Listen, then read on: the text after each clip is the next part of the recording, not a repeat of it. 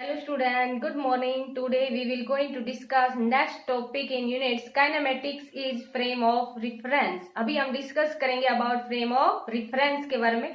ये हमारे पास जो टर्म है फ्रेम ऑफ रिफरेंस, तो जैसे कि आगे हम जब पढ़ेंगे तो हमारे पास यूनिट्स में ये बार बार में ये वर्ड मीन्स फिजिक्स के अंदर ये बार बार में वर्ड्स आता रहेगा फ्रेम ऑफ रिफरेंस। तो ये फ्रेम ऑफ रिफरेंस हमारे पास क्या होता है इसके बारे में हम पहले थोड़ा सा स्टडी करते हैं। फ्रेम ऑफ रिफरेंस, तो देखो फ्रेम ऑफ रिफरेंस है ये कोऑर्डिनेट का कोई भी जो हमारे पास कोऑर्डिनेट्स है उनका एक सेट है जहां पर ऑब्जर्वर है वो ऑब्जर्व करता है, मींस ऑब्जर्वेशन है वो मेड होती है, बनाई जाती है, उसको हम क्या कहते हैं frame of reference. Means frame of reference हमारे पास क्या होता है, it is the set of coordinate, it is the set of a coordinates,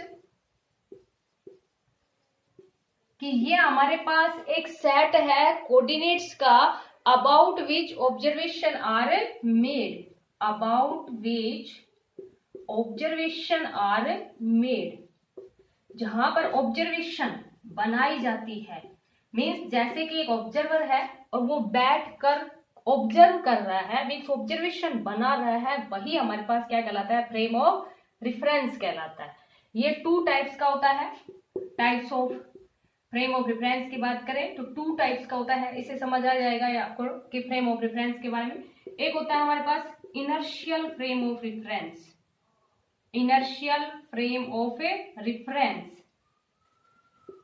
second हमारे पास क्या है, non inertial frame of reference, non inertial frame of a reference. देखो ये हमारे पास इनर्शियल फ्रेम ऑफ रेफरेंस क्या होता है, जैसे कि वर्ड हमारे पास इस तरह से दे दिया इनर्शियल फ्रेम ऑफ रेफरेंस। तो इनर्शियल फ्रेम ऑफ रेफरेंस हमारे पास क्या होता है कि जैसे कि ऑब्जर्वर ने कुछ भी ऑब्जर्वेशन ली, लेकिन ऑब्जर्वेशन थी वो किसमें है, रेस्ट में है, ऑब्जर्वेशन इज इन रेस्ट, तो उसको हम क्या कहेंगे इनर्शियल फ्रेम ऑफ रेफरेंस।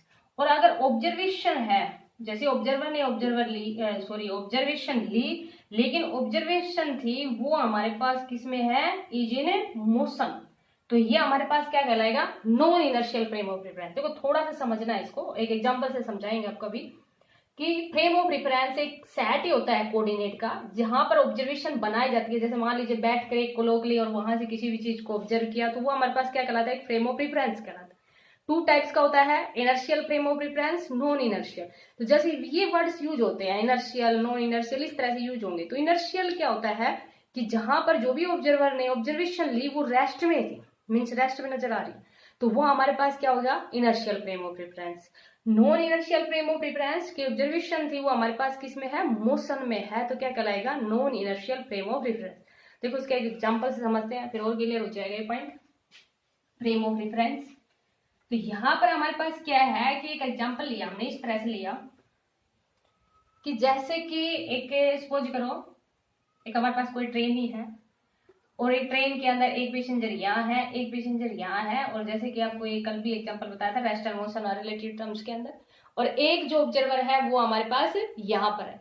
अब देखो यहाँ क्या करेंगे कि अगर मान लीजिए कि ये दोनों की दोनों जैसे ट्रेन चल रही है, या सपोज करो जैसे रोड ही है, रोड पे दो चल रहे हैं, रोड ही लगा लो, चलो ट्रेन नहीं तो एक रोड लगा लो कि एक रोड है और एक रोड पे दो बराबर बराबर बराबर चल रहे हैं, या ये मान लेंगे दोनों व्हीकल हैं, या ट्रेन की बात कर रहे हैं तो चलो ट्रेन की बात कर लेते हैं। तो ट्रेन के अंदर दो पैसेंजर बैठे हैं और वो चल रहे हैं, और तीसरा पैसेंजर है वो बाहर किसमें है, रेस्ट, और ये हमारे पास किसमें है, दोनों के दोनों सपोज करो ये ट्रेन है वो 10 मीटर पर सेकेंड से चल रही है, तो जैसे ये ए है ये बी है और ये हमारे पास क्या है, सी।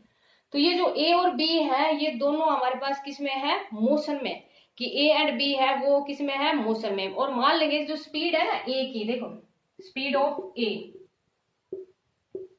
With respect to B, B की रिस्पेक्ट में या विद रिस्पेक्ट टू सी की अगर बात करते हैं तो उसकी स्पीड है वो कितनी है, 10 मीटर पर सेकेंड।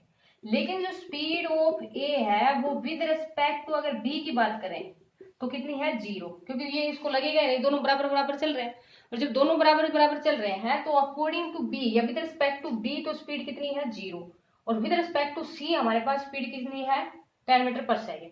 तो इट मीन्स ये दोनों साथ साथ नजर आ रहे हैं रेस्ट में, रेस्ट में नजर आ रहे हैं, तो it means inertial frame of reference. लेकिन सी के रेस्पेक्ट में ए हमारे पास मोशन में है, तो ये क्या हो जाएगा, non inertial frame of reference.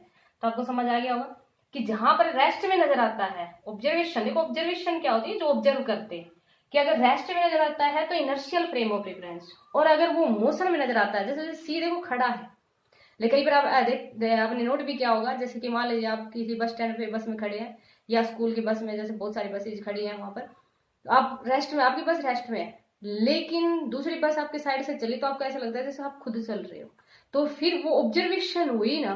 फिर इसी तरह से हमारे पास क्या था कि जब दोनों बराबर बराबर है, या आपके पास जैसे कि मान लीजिए दोनों साथ में बैठे थे तो उनको साथ में ऐसे लगेगा ना, तो ए का विद रिस्पेक्ट टू सी तो 10 मीटर पर सेकेंड, इट मीन्स ये हमारे पास क्या हो गया, मोशन में, तो ये non inertial frame of reference हो गया। और उसी time with respect to B कितनी है, 0, इट मीन्स ये हमारे पास क्या हो गया, इनर्शियल फ्रेम ऑफ रेफरेंस।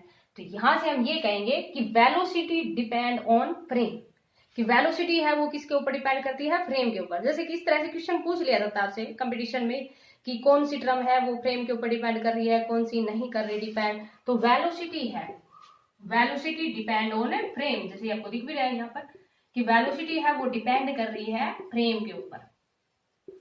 अब जब वेलोसिटी चेंज होती है तो हमारे पास क्या आता है, एक्सेलरेशन, तो एक्सेलरेशन है वो भी डिपेंड करता है फ्रेम के ऊपर। और अगर मोमेंटम की बात करें तो मोमेंटम हमारे पास क्या होता है, product of mass and velocity, it is also depend on frame, ये भी हमारे पास किसके ऊपर डिपेंड करता है, फ्रेम के ऊपर डिपेंड करता है। तो आपको फ्रेम के बारे में समझ आ गया होगा। और एक एग्जांपल लेते हैं, देखो फ्रेम के बारे में, फ्रेम के बारे में एक और एग्जांपल इस तरह से ले लिया कि जैसे कि मान लीजिए अर्थ है वो रिवॉल्व करती है around the sun, it means earth motion में है, अर्थ रिवॉल्व कर रही है around the sun, sun is stationary और अर्थ रिवॉल्व कर रही है। तो अबाउट इट मोशन, तो हमारे पास क्या होना चाहिए, अब जब मोशन का बताया था तो non inertial frame of reference होना चाहिए। लेकिन देखो हम अर्थ रिवॉल्व कर रही है, लेकिन क्या, जैसे मान लीजिए हम ये खड़े हैं या दूसरा भी यहाँ पर खड़ा है, तो वो तो अर्थ रिवॉल्व कर रही है, लेकिन हम तो आपस में किस में है, रेस्ट में, तो ये हमारे पास क्या हो गया, इनर्शियल फ्रेम ऑफ रेफरेंस। तो मीन्स वेलोसिटी है वो डिपेंड करती है फ्रेम के ऊपर और ऑब्जर्वेशन के ऊपर डिपेंड करता है। अगर ऑब्जर्वेशन रेस्ट में नजर आ रही है तो इनर्शियल फ्रेम ऑफ रेफरेंस, और अगर ऑब्जर्वेशन मोशन में नजर आ रही है तो non inertial frame of reference. तो ये था आज का, ये था हमारे पास टॉपिक फ्रेम ऑफ रेफरेंस, की फ्रेम ऑफ रेफरेंस क्या होता है। तो जनरली अभी आपको बताया कि फ्रेम ऑफ रेफरेंस एक सेट ऑफ कोऑर्डिनेट, कोई कोऑर्डिनेट्स है उनका एक सेट होता है जहां पर ऑब्जर्वेशन मेड की जाती है, उसको हम क्या कहते हैं, फ्रेम। 2 टाइप्स का, इनर्शियल और नॉन इनर्शियल, आपको समझ आ गया होगा। तो ये हमारे पास फ्रेम के बारे में। अभी जब देखो नेक्स्ट टॉपिक है हमारे पास, वो क्या है कि मोशन अलोंग ए स्ट्रेट लाइन की बात कर रहे हैं, तो थोड़ा सा बताते हैं उसके बारे में, इतना कुछ नहीं है, फिर हम डिस्टेंस और डिस्प्लेसमेंट की बात करेंगे। Motion in a straight line, motion in a straight line, इतना कुछ नहीं है इसमें। देखो मोशन इन स्ट्रेट लाइन के अंदर क्या है कि एक ऑब्जेक्ट है वो स्ट्रेट लाइन के अंदर चल रहा है, जैसे कि सपोज करो वो उसने यहां से चलना स्टार्ट किया, इट मीन्स ये उसका क्या हो गया, ओरिजिन, जहां से चलना स्टार्ट कर रहा है या जहां से हम ऑब्जर्वेशन ले रहे हैं उसकी, वो उसका क्या कहलाएगा, ओरिजिन। आफ्टर सम टाइम वो यहां पहुंच गया, आफ्टर सम टाइम वो यहां पहुंच गया एंड सो ऑन, तो ये हमारे पास क्या हो गया, motion in a straight line. अब अगर मान लीजिए एक ऑब्जेक्ट ने यहां से, मीन्स हमने यहां से ऑब्जर्व करना उसकी स्पीड को, या हमने यहां से ऑब्जर्व करना स्टार्ट किया, तो ये हमारे पास क्या हो जाएगा, इसका ओरिजिन। तो ओरिजिन क्या होता है कि जहां से ऑब्जर्वेशन ले रहे हैं हम, या मीन्स जहां से हम स्टार्ट कर रहे हैं उस पॉइंट को ऑब्जर्व करना स्टार्ट कर रहे हैं, वो हमारे पास क्या कहलाता है, ओरिजिन। तो ओरिजिन भी एनी पॉइंट, ओरिजिन है वो कोई भी पॉइंट हो सकता है, मीन्स यहां से चल करेंगे तो ये ओरिजिन हो जाएगा। तो motion along straight line simple सा है कि मोशन इन स्ट्रेट लाइन के मीन्स एक ऑब्जेक्ट है वो किसके अंदर चल रहा है, एक स्ट्रेट लाइन के अंदर चल रहा है। इसमें इतना ज्यादा कुछ और नहीं आपको स्टडी करना, सिंपल सा है। अब हमारे पास जो नेक्स्ट टर्म है वो है डिस्टेंस और डिस्प्लेसमेंट।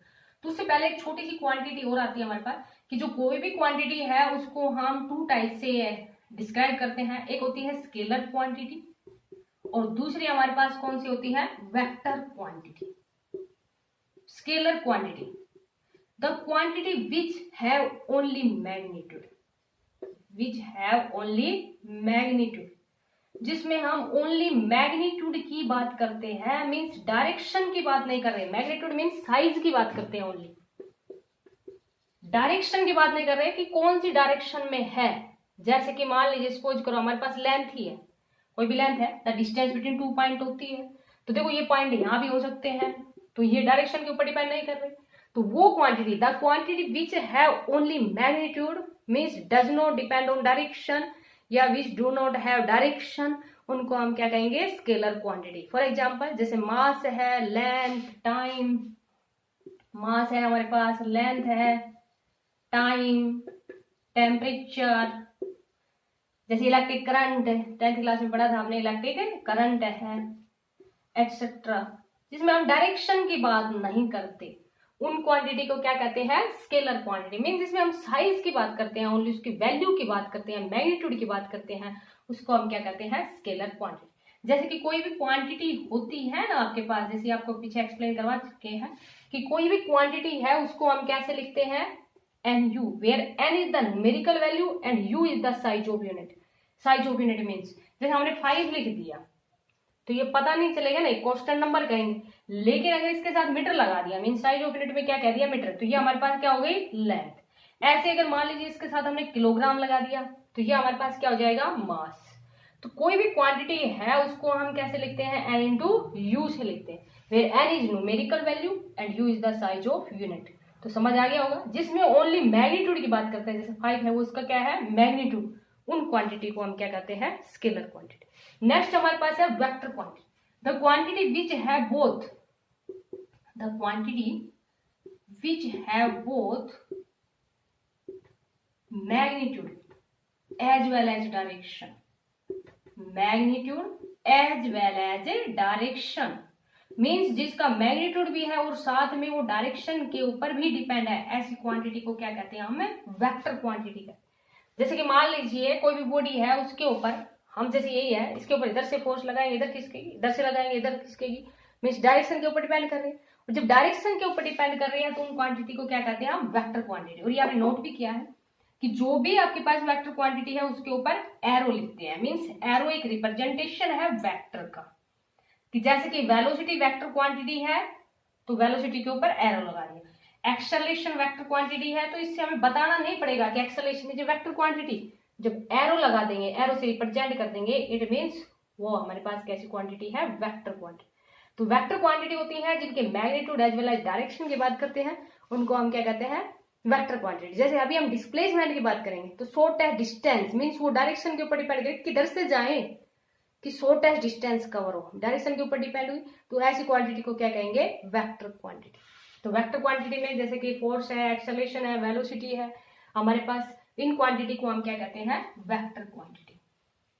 अभी जो नेक्स्ट टर्म है हमारे पास वो क्या है, डिस्टेंस एंड डिस्प्लेसमेंट। तो अभी हम डिस्कस करेंगे अबाउट डिस्टेंस, या हम क्या कह देंगे, पाथ लेंथ।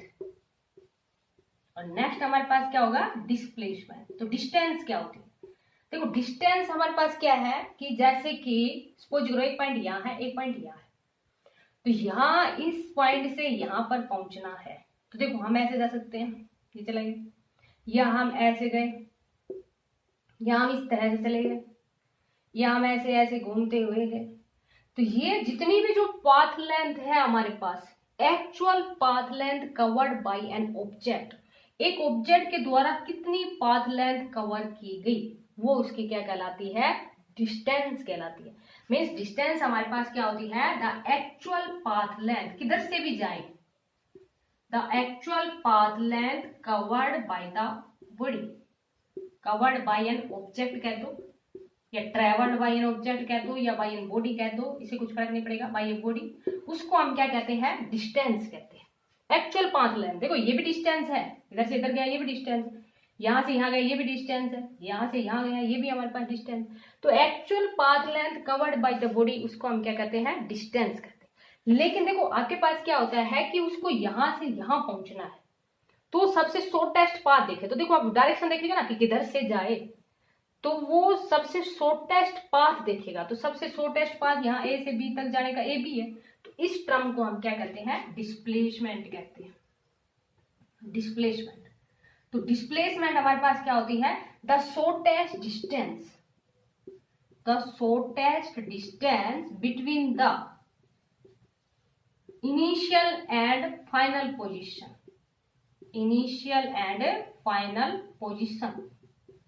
इनिशियल और फाइनल पोजीशन के बीच में शॉर्टेस्ट डिस्टेंस क्या है, उसको हम क्या कहते हैं, डिस्प्लेसमेंट कहते हैं। और ये हमारे पास क्या होती है, एक्चुअल पाथ लेंथ होती है। अब देखो इसमें हम डायरेक्शन की बात नहीं करते, तो डिस्टेंस है वो हमारे पास, डिस्टेंस है वो कैसी क्वांटिटी है, scalar quantity. Distance is a scalar quantity. और इसमें हम डायरेक्शन की बात कर रहे हैं, तो डिस्प्लेसमेंट है ये हमारे पास कैसी क्वांटिटी है, एक वेक्टर क्वांटिटी, जिसमें हम साइज की तो बात कर ही रहे हैं, साथ में हम जिसकी बात कर रहे हैं उसकी डायरेक्शन की भी बात कर रहे हैं।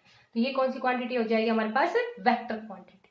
अब देखो यहां पर हमारे पास क्या है, आपको क्या दिख रहा है यहाँ, कि अगर ये यहां से यहां गया तो देखो ज्यादा पाथ लेंथ कवर करेगा, अगर ये यहां से यहां गया तो कम करेगा।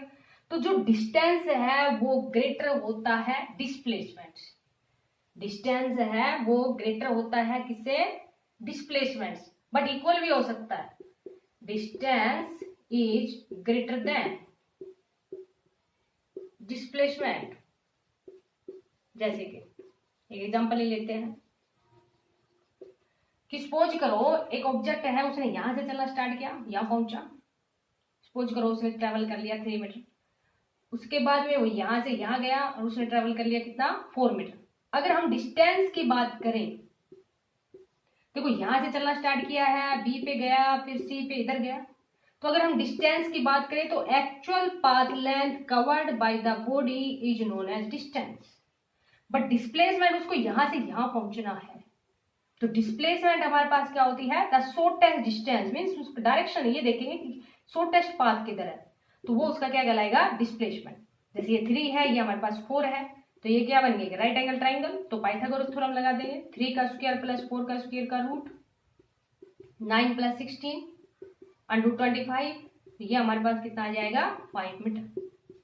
तो यहाँ पर जो डिस्प्लेसमेंट है वो तो कितनी आई, 5 मीटर, बट डिस्टेंस हमारे पास कितनी है, 7 मीटर। तो यहाँ से आपको दिख रहा होगा कि distance is greater than displacement, but distance is equal to displacement when object travel in straight line. कि अगर एक ऑब्जेक्ट है वो स्ट्रेट लाइन के अंदर चल रहा है, जैसे एक ऑब्जेक्ट ने यहां से चलना स्टार्ट किया और वो यहां पहुंच गया, और उसने यहां से चला और यहां तक पहुंच गया, मीन्स उसने कितनी कवर की डिस्टेंस, 7 मीटर, यहां से यहां तक। अब वो कोई शॉर्टेस्ट पाथ है नहीं, देखो लॉन्गेस्ट पाथ तो कितने भी हो सकते हैं, शॉर्टेस्ट पाथ तो यही है। तो distance and displacement are equal, distance and displacement are equal कब होंगे, when object travel in a straight line, when an object traveled in a straight line। अगर स्ट्रेट लाइन के अंदर चल रहा है कोई भी ऑब्जेक्ट, तो वहां पर हमारे पास distance and displacement are equal, otherwise distance is greater than displacement. अब देखो यहाँ पर डिस्टेंस है वो हमेशा पॉजिटिव होगी, क्योंकि actual path length covered by the body, body किधर भी जाएगी, क्योंकि डायरेक्शन तो देखनी नहीं है, बॉडी किधर भी जाएगी तो कुछ ना कुछ तो कवर करेगी। तो distance is always positive, but displacement है हमारे पास, displacement can be positive, negative और 0। अभी पॉजिटिव के एग्जांपल तो आपने देखे थे, जैसे 3, 7 और आपके पास कितना, सो टोटल डिस्टेंस 7 आ गई थी और डिस्प्लेसमेंट कितना था, 5, तो वहां पॉजिटिव वैल्यू थी। अब जैसे कि स्ट्रेट लाइन के अंदर चल रहा है तभी पॉजिटिव वैल्यू थी। नेगेटिव वैल्यू, अगर एक ऑब्जेक्ट ने यहां से चलना स्टार्ट किया, इधर गया 7 मीटर, वापिस रिटर्न बैक आया और वापिस इधर चला गया 10 मीटर, देखो इधर गया 7, डायरेक्शन की बात करें, इधर गया वापिस -10, तो यहां पर कितनी आ गई, -3। तो डिस्प्लेसमेंट यहां पर कैसी आ गई, नेगेटिव, क्योंकि डायरेक्शन के ऊपर डिपेंड की। अगर यहाँ डिस्टेंस की बात करें तो देखो किधर भी जाए वो, जैसे 7 इधर गया, 10 इधर गया, तो डिस्टेंस तो यहाँ पर हमारे पास कितनी है, 17 मीटर, बट डिस्प्लेसमेंट है वो हमारे पास यहाँ पर कितना है, -3। तो डिस्प्लेसमेंट कैन बी नेगेटिव। अब एक एग्जांपल लेते हैं जिसमें डिस्प्लेसमेंट है वो कैसा होना चाहिए हमारे पास, 0। कोई भी ऑब्जेक्ट है वो एक क्लोज पाथ के अंदर मूव करता है, जैसे एक ऑब्जेक्ट ने यहां से चलना स्टार्ट किया, और यहाँ जाते हुए वापस यहीं पर आ गया, क्लोज पाथ हो गया एक। और यहाँ पर रेडियस ले लेते हैं, जैसे कि कितनी ले ली हमने, 7 मीटर ले ली। यहाँ देखो जहां से चलना स्टार्ट किया वहीं पर पहुंच गया। और डिस्प्लेसमेंट क्या होती है, the distance between the initial and final point. और यहाँ इनिशियल और फाइनल पॉइंट सेम है, तो इस केस के अंदर डिस्प्लेसमेंट है वो हमारे पास कितना हो जाएगा, 0। डिस्टेंस की अगर बात करें तो actual path length covered by the body, एक बॉडी ने यहां से चलना यहां तक स्टार्ट किया, यहां तक पहुंच गया, इट मीन्स ये उसकी क्या है, सरकमफेरेंस। और सर्कल की सरकमफेरेंस क्या होती है, 2 पाई r, 22/7 मल्टीप्लाई r कितना है, 7। तो यहां से हमारे पास कितनी आ गई, 44 मीटर। और डिस्प्लेसमेंट कितना आया, 0। तो displacement can B negative, positive और 0। और जो डिस्टेंस है वो always greater than displacement but equal when object travel in a straight line. और भी एग्जांपल लेते हैं, देखो इसको समझाने के लिए। जैसे कि ऑब्जेक्ट ने यहां से चलना स्टार्ट किया, यहां पहुंच गया, और रेडियस वही ले लेते हैं 7 मीटर, यहां से यहां पहुंच गया। इस तरह की कंडीशन में आपसे डिस्टेंस और डिस्प्लेसमेंट पूछा जाता है। तो डिस्टेंस हमारे पास देखो यहां से यहां हाफ सर्कुलर पाथ हो गया, हाफ की कितनी होती है सरकमफेरेंस, पाई r, 22/7 मल्टीप्लाई r। तो डिस्टेंस कितना आ गया, 22 मीटर। बट अगर डिस्प्लेसमेंट की बात करें तो डिस्प्लेसमेंट हमारे पास क्या होती है, shortest distance between the initial and final point. यहां से चला यहां पहुंच गया, इट मीन्स 7 तो ये है, तो ये पूरा डायमीटर हो गया ना, और डायमीटर टोटल कितना हो गया, 14 मीटर। तो डिस्प्लेसमेंट कितना आ गया, 14 मीटर। डिस्टेंस कितनी आई, 22 मीटर। तो ये था हमारे पास डिस्टेंस एंड डिस्प्लेसमेंट के बाद। दोनों को रिप्रेजेंट करते हैं हम एस से। डिस्टेंस और डिस्प्लेसमेंट है, दोनों को किससे रिप्रेजेंट करते हैं, एस से। कहीं कहीं हमें इसको एक्स से भी रिप्रेजेंट कर देते हैं, कहीं एस से रिप्रेजेंट कर देंगे, वो हम मान लेंगे। कहीं पर हम पोजीशन को रिप्रेजेंट करना है तो कहीं पर हम एक्स से रिप्रेजेंट कर देंगे, कहीं एस से रिप्रेजेंट कर देंगे। अगर इनके बीच में डिफरेंस की बात की जाती है, what is the difference between distance and displacement, तो जो हमने पढ़ा है उसको डिफरेंस की फॉर्म में लिख देंगे। जब भी डिफरेंस की बात की जाती है तो कॉलम की फॉर्म में लिखोगे। कॉलम में मीन्स जैसे कॉलम बना लिया, इधर हमने किसके बारे में लिख दिया, डिस्टेंस, और इधर किसके बारे में लिख दिया, डिस्प्लेसमेंट के बारे में। तो जब भी डिफरेंस की बात की जाती है सबसे पहले उनकी डेफिनेशन लिखते हैं। It is the actual path length covered by the body, it is the shortest distance between the initial and final position. ये हमारे पास क्या होती है, शॉर्टेस्ट डिस्टेंस होती है। यहाँ पर distance is always positive, displacement can be positive, negative और 0। डिस्टेंस है वो always greater than displacement, displacement is less than distance, distance से लेस होती है। और यहाँ पर इनके बीच में अगर मान लीजिए हम बात करें कि डिस्टेंस को किससे मेजर करते हैं, तो एक ओडोमीटर, जैसे आपने देखा होगा व्हीकल के अंदर जो आगे लगा होता है, जो डिस्टेंस से आपका व्हीकल अब तक कितना चल चुका है जब से लेके आया तब तक, तो वो क्या मेजर कर रहा है, उसकी डिस्टेंस। और उस डिवाइस को हम क्या कहते हैं, ओडोमीटर। तो distance is measured by device which is known as odometer. तो ये था हमारा topic, distance and displacement frame of reference. समझ आ गया होगा आपको। नेक्स्ट में यहाँ वीडियो में हम स्पीड और वेलोसिटी के बारे में एक्सप्लेन करेंगे। Thank you, have a nice day.